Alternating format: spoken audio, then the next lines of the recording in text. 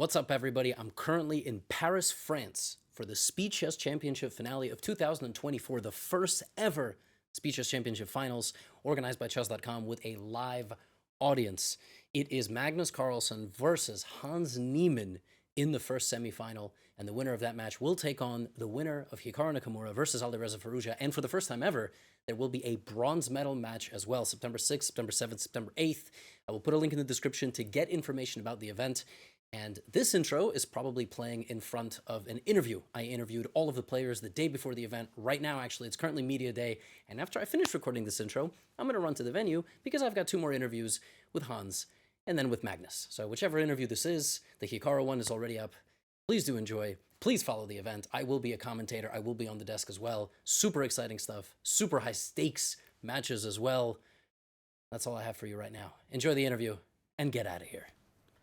I'm joined by Magnus Carlsen on the evening before the first match of the 2024 Speed Chess Championship in Paris, France. Magnus, how was the trip here? How are you feeling?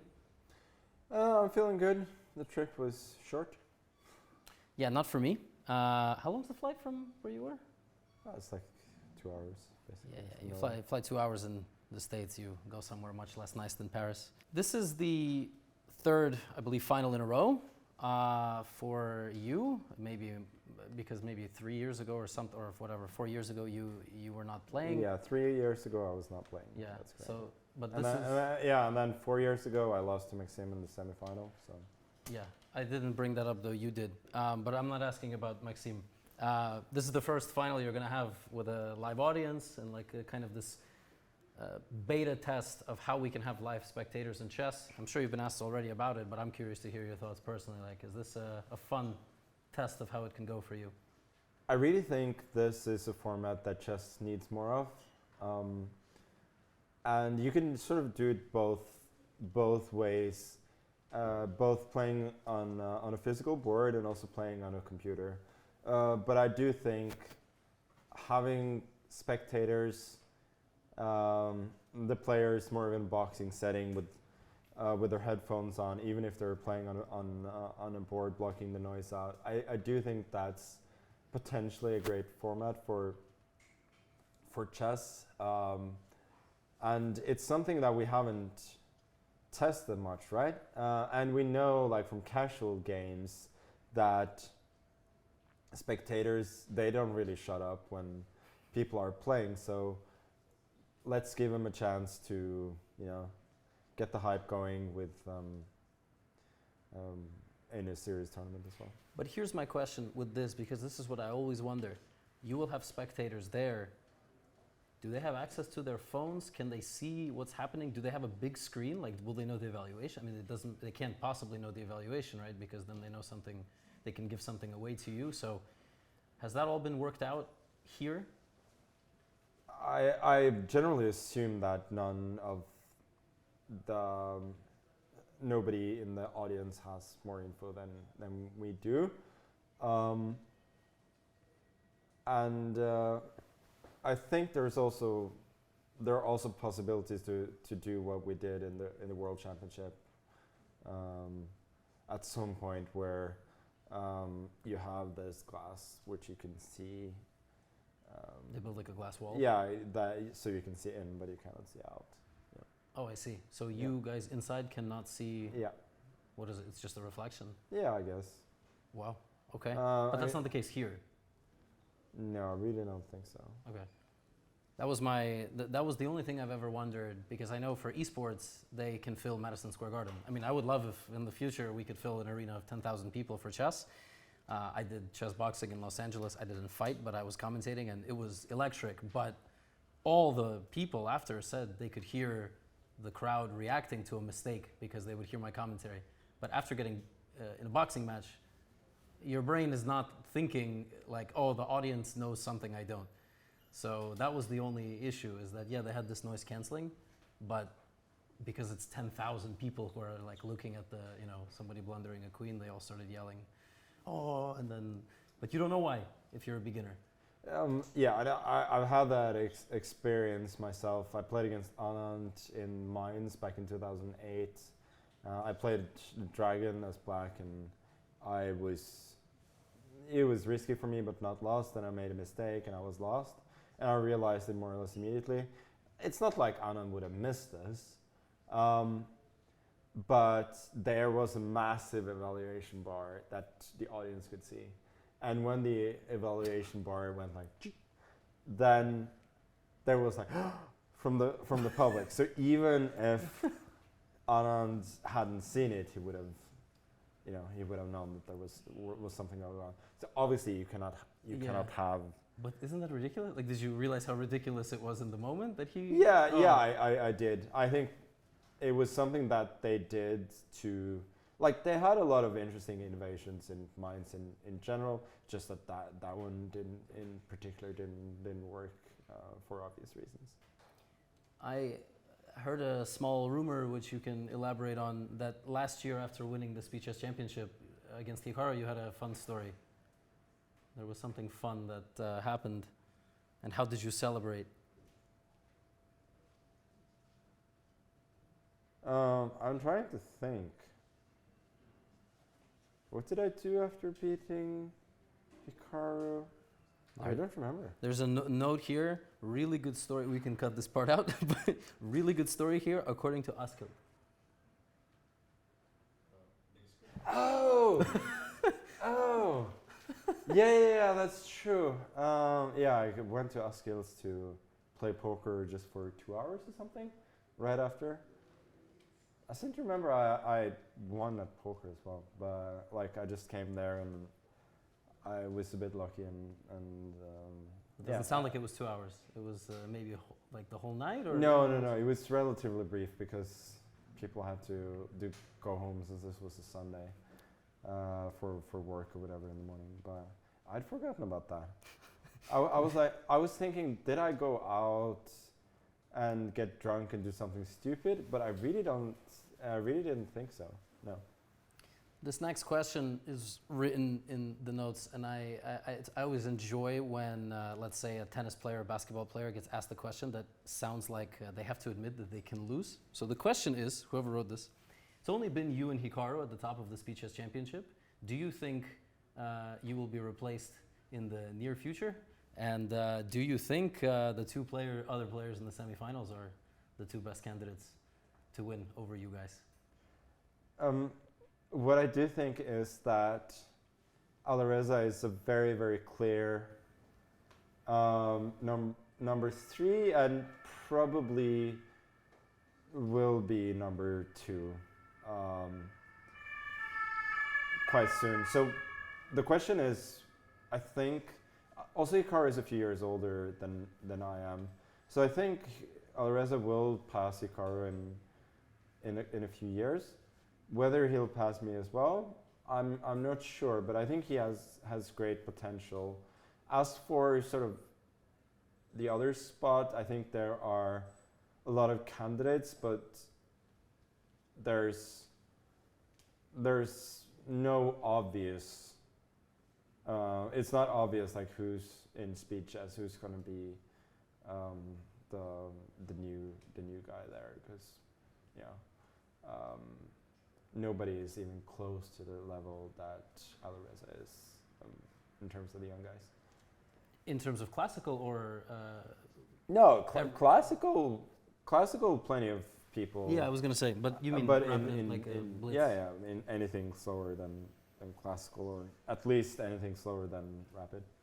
Hikaru is frequently referred to as kind of the king of online. All his experience, he's probably played hundreds of thousands of games, more than I would even argue the next group of people combined. Is it satisfying for you to not just compete but also win in these Speed Chess Championship matches against him?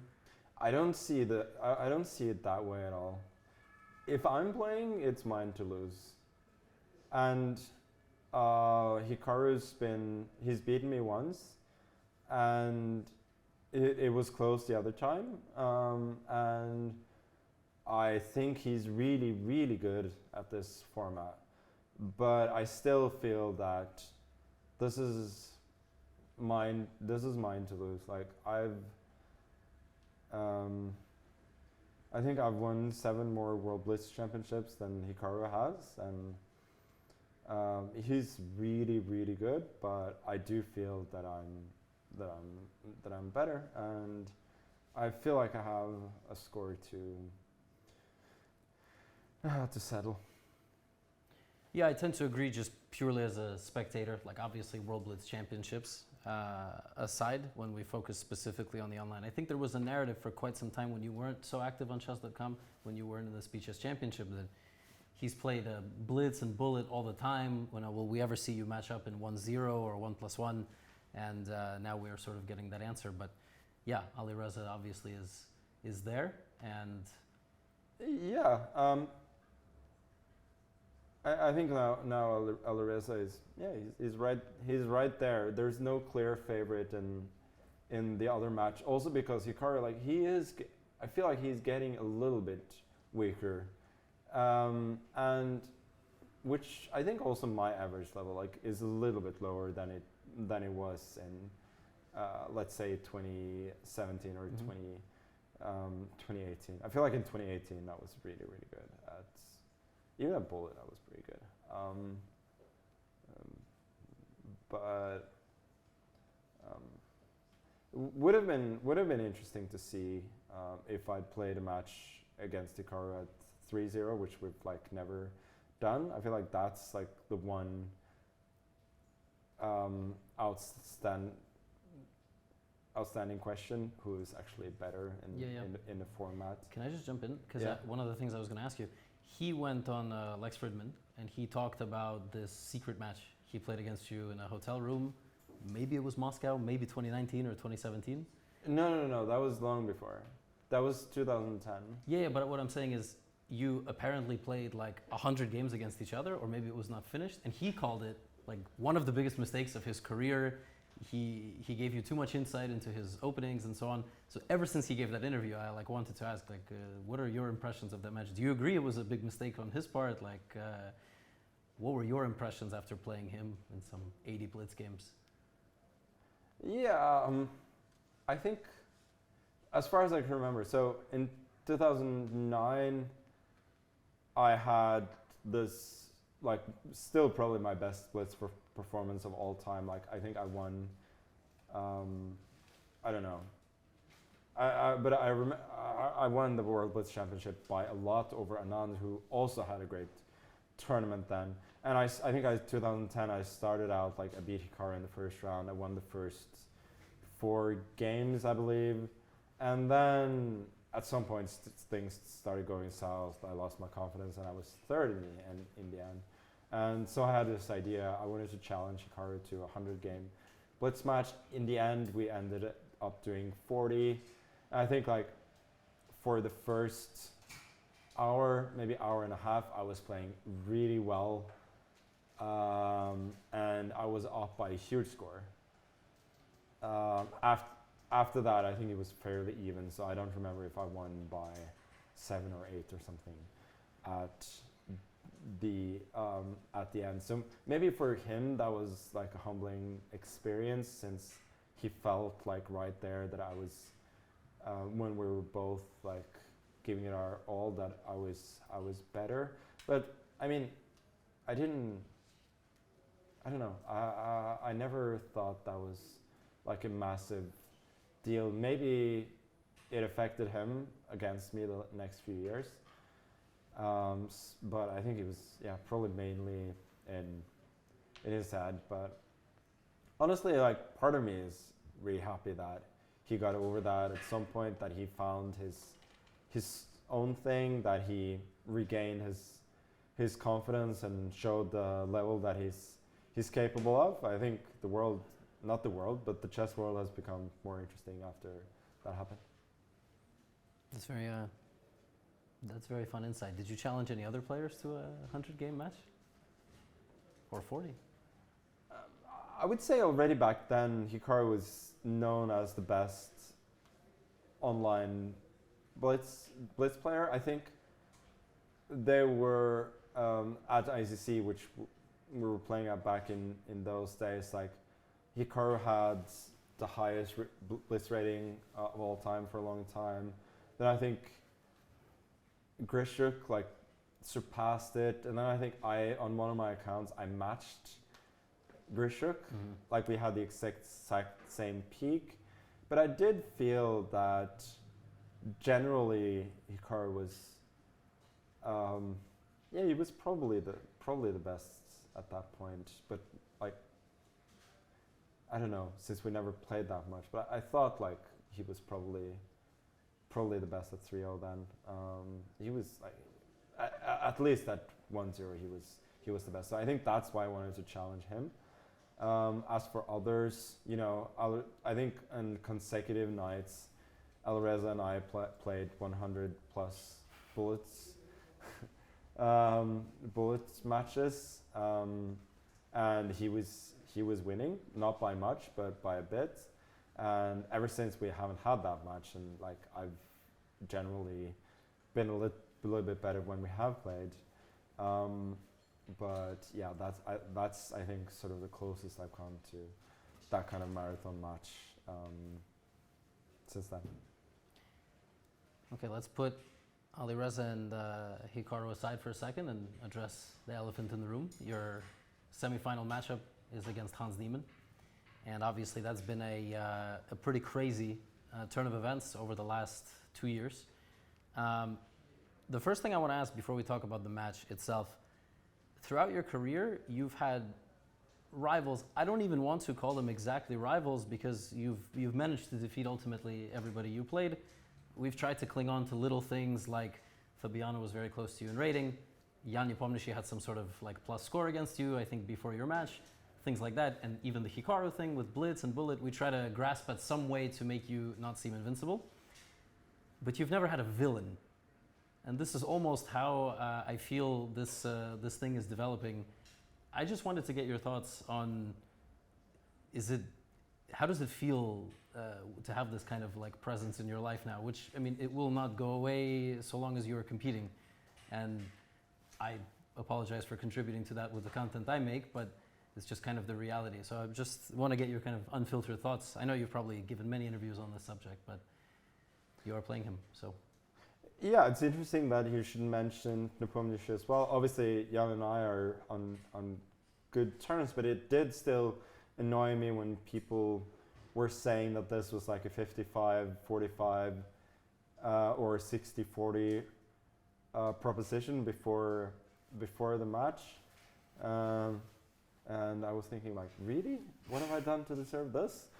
But yeah, this of course is, it's quite different.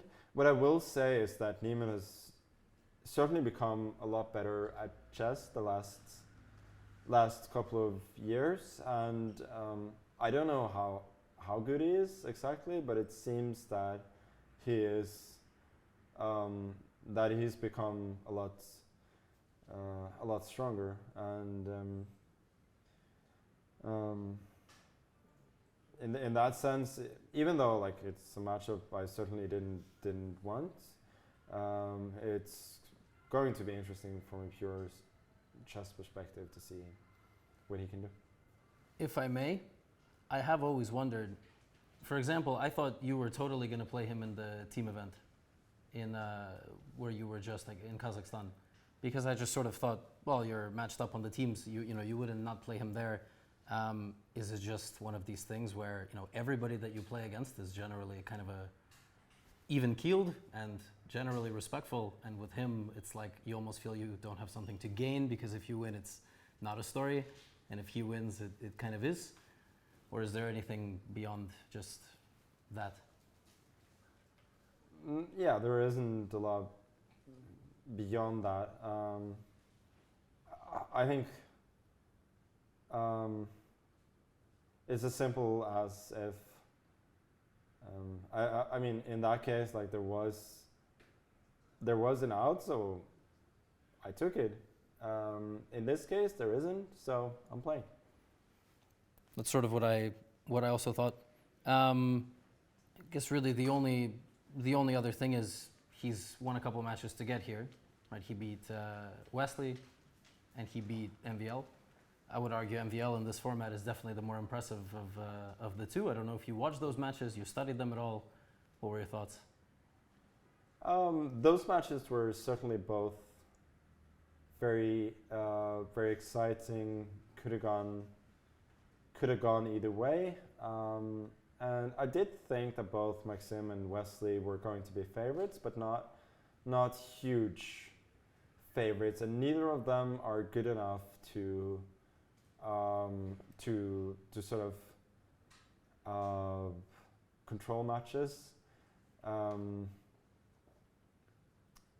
Wesley he's a very, very strong player, but he's also really emotional, and I feel like when the things sort of get out of control for him, then he can really spiral. Like, I played him in the Speed Chess Championship twice, and both times when he started losing, like he just collapsed, and I thought you could see that in the match against Neiman as well, that he at some point like lost control a bit, or a lot. But yeah, I mean, it's certainly an impressive feat to beat them both. Last question. What exactly is your status in chess? Like, are you retired, semi-retired? You play like 1 or 2 classical tournaments, which used to be the gold standard. You have to play classical chess. It's all about the candidate cycle. But it seems for you, just kind of enjoying yourself. You play whatever you like. You don't play whatever you don't like. But even that is unique, because in tennis, for example, it's not like we will see, Nadal will maybe play Laver Cup, and he will call it a day. So, but you still play way more than that. So what's your status, and what's the future of chess in 5 years going to look like with you and just in general? I think you summed it up pretty well.